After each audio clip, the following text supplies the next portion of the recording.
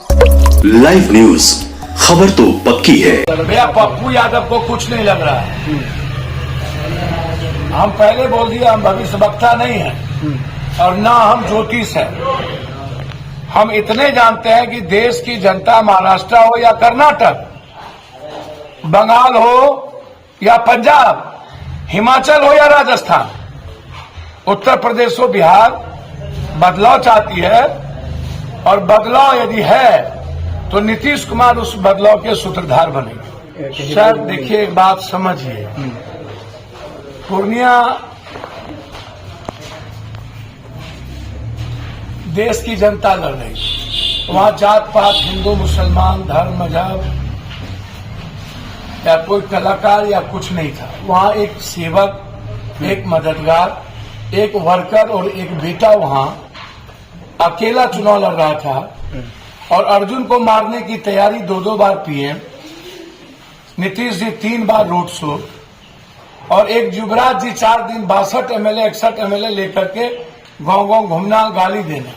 और उसके बावजूद यदि पूरे पूर्णिया की आवाम, हर जात के लोग पप्पू यादव को अपने बेटे के रूप में यदि परिवार में एक्सेप्ट किया और आशीर्वाद दिया, तो ये सिर्फ पूर्णिया ही है, देश में कोई और नहीं है, और सीट नहीं है। मैं ये सब नहीं बोलता हूं। मुझे सिर्फ इतना पता है कि पूर्णिया की जनता ने हमें अपने बेटे के रूप में हमेशा स्वीकार किया है।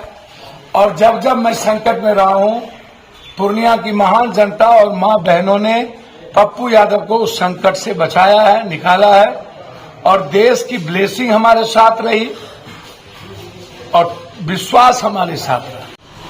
और वहीं से समुद्र का कोई रास्ता नहीं उनके लिए बन गया हो विदेश भागने, समझे। तो नीतीश बाबू इतना अपमानित हुए हैं तो कुछ तो हम कह नहीं सकते हैं।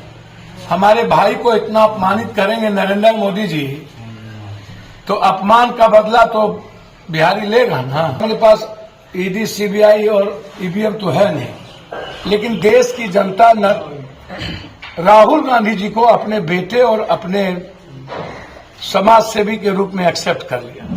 और सच्चाई के रास्ते लड़ने वाला राहुल गांधी जी आज देश के युवाओं के, किसानों के, महिलाओं के, मजदूरों के, आम आदमी के लिए वो स्वीकार हो गए। कहीं वहां तो हिंदू मुसलमान नहीं ना है, वहां जात पात नहीं ना है। इसलिए राहुल गांधी जी स्वाभाविक पीएम जनता ने स्वीकार कर लिया है।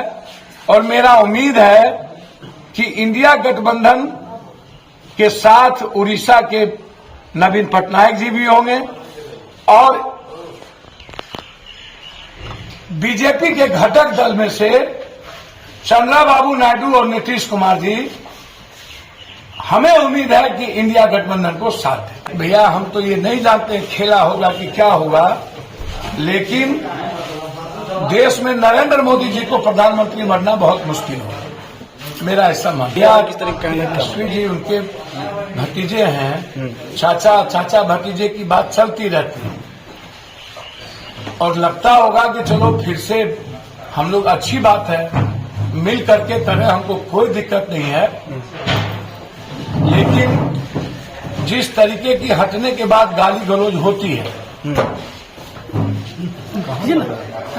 और गोली चलता है और वर्कर मारे जाते हैं, फिर नेता लोग एक हो जाते हैं,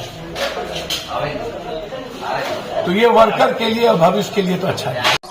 लाइव न्यूज, खबर तो पक्की है।